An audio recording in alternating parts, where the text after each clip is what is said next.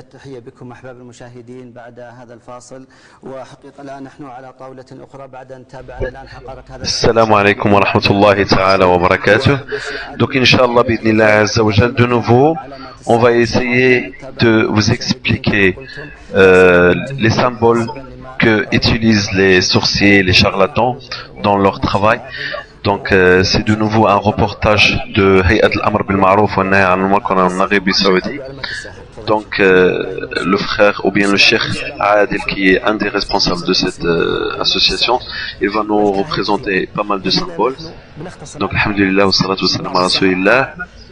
Parmi les signes du sorcier, il y en a beaucoup, mais Inch'Allah on va essayer de faire un résumé, parce que il y a le charlatanisme, c'est un cas, et donc parmi les plus grands signes avec lesquels on reconnaît le sorcier et l'oracle qui fait ruqya shar'iyya comme il faut, que quand il demande à quelqu'un, il demande le prénom et le prénom de sa mère. Et là, on comprend qu'il utilise les djinns. Et dans ces cas-là, ça ne doit pas être quelqu'un qui fait ruqya shar'iyya. Donc, parce qu'il ne peut pas demander le nom, ou bien avec l'aide de djinn, ne peut pas se permettre que par le prénom de la mère et le prénom de la personne. Donc celui qui voit des personnes comme cela, qu'il contacte les responsables, bien sûr en Arabie Saoudite.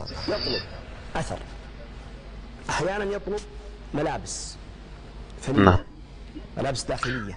Alors, il demande des habits intérieurs.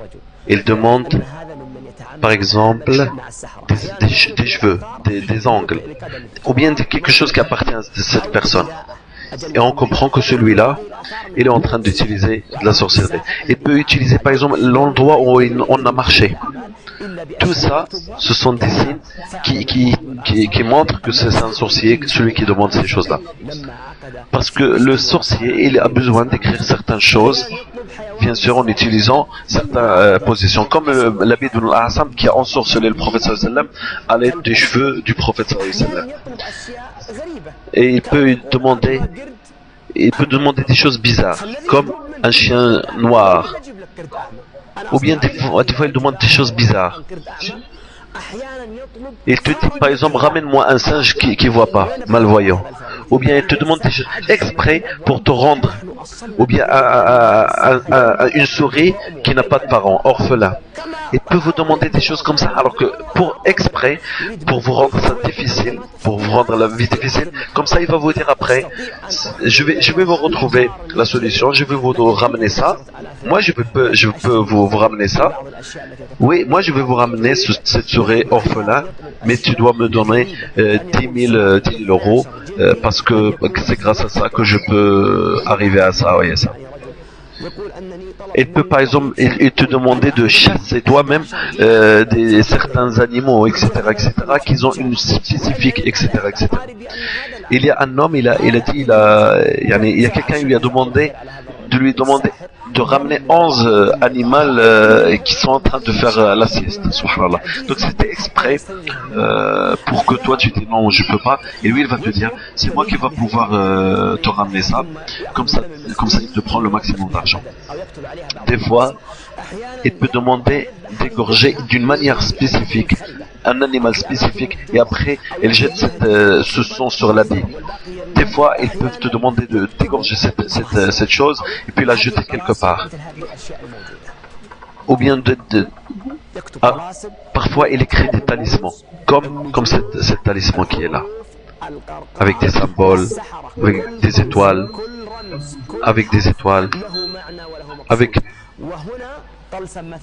donc tous les talismans, tous les signes signifient quelque chose chez les sorciers. Regardez là, on a un talisman noir avec des tableaux. Tout ça, à la fin du talisman, c'est écrit ouverture avec Allah subhanahu wa ta'ala, et ouverture, un verset du Coran.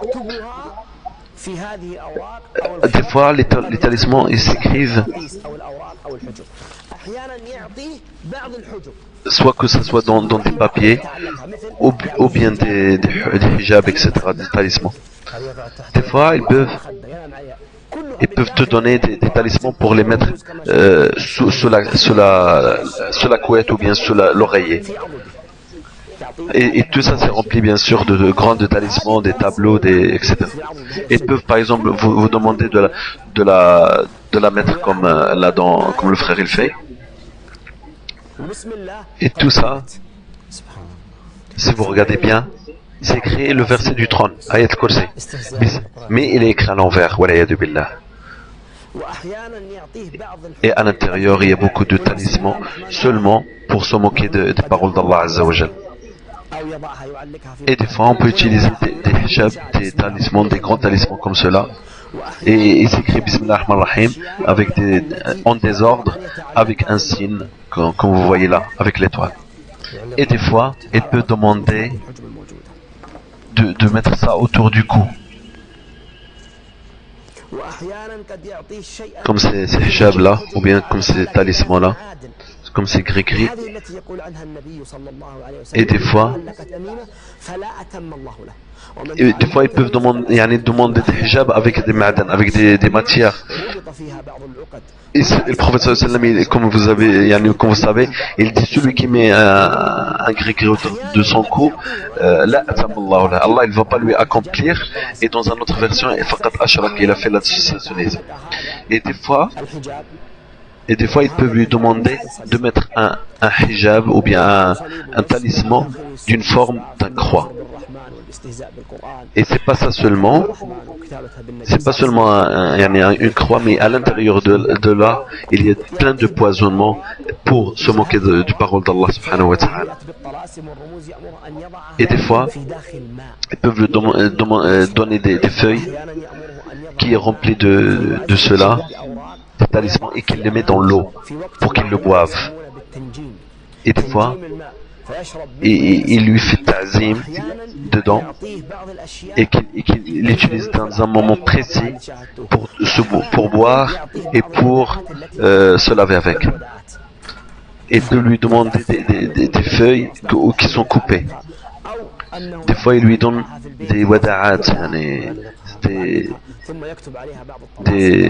pierres de mer, de les mettre aussi dans la maison ou bien dans son corps.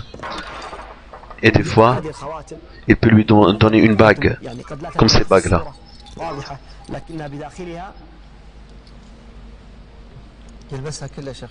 Ce sont des bagues, on ne peut pas très bien voir dans les photos, mais donc,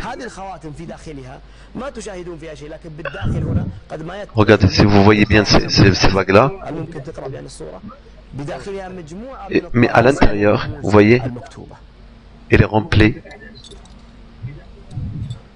Et à l'intérieur de cette bague, par exemple, il y a plein de talismans, il y a plein de choses qui ne sont pas bien. Et des fois, ils peuvent lui donner par exemple quelque chose que, en réalité, comme un décor qui par exemple c'est écrit le Coran. Comme là dans cette page-là, il y a Surat al-Fatiha, mais à la maison il y a plein de problèmes. Les gens qui ont eu ce cadeau, c'est un cadeau qui a été donné pour une famille, mais derrière il y a du poison, wa'iyadu billah. Ces signes-là, ces talismans, c'est écrit au début Bismillah ar-Rahman ar-Rahim avec des signes. Et ils peuvent lui demander de mettre certaines choses. Par exemple, il peut lui demander de mettre cet habit, un nabi ou un nabi comme ça, dans des jours précis et des moments précis. Dans cet habit, il est rempli de talismans. Il faut lui le porter 10 jours, 15 jours, une semaine, 2 jours, etc. Et les gens, ils peuvent dire, ouais, mais je veux juste arriver à mon but et puis je vais le porter, puis c'est bon. Mais il faut savoir, Inch'Allah, je vais te... Et donc, s'il trouve que c'est trop compliqué pour toi de porter le premier, il va te donner un autre, c'est celui-là. Donc celui-là, c'est normal, c'est pas trop compliqué, tu peux sortir avec, etc. Mais quand on va ouvrir, Donc, à l'intérieur, c'est caché. Il y a du poison. Donc, c'est des talismans de nouveau. Et là, on découvre ensemble. Ouais, des talismans de cette manière-là. Des fois, certaines personnes y croient que par exemple, sur le café, la main de Fatma, ou bien un œil, un symbole comme ça, d'un œil. Et en arabe, on appelle ça les 5, les 5 doigts. Et ou bien le pied de l'animal, ou bien du cheval, etc., etc. Et tous ces symboles-là, mes chers frères, ne peuvent pas être utiles pour le sahir que par l'utilisation de shayatin. Ça, c'est par exemple un Coran, ou bien une forme de, ou bien, ouais, un Coran. Et parmi leurs mal utilisation du Coran, donc le Coran il a été commencé par la Fatiha et la sourate du Baqara, la sourate de la vache. Et le professeur sallam il a dit dans un hadith, les sahara, les sorciers, ils peuvent pas avec la sourate al-Baqara. Donc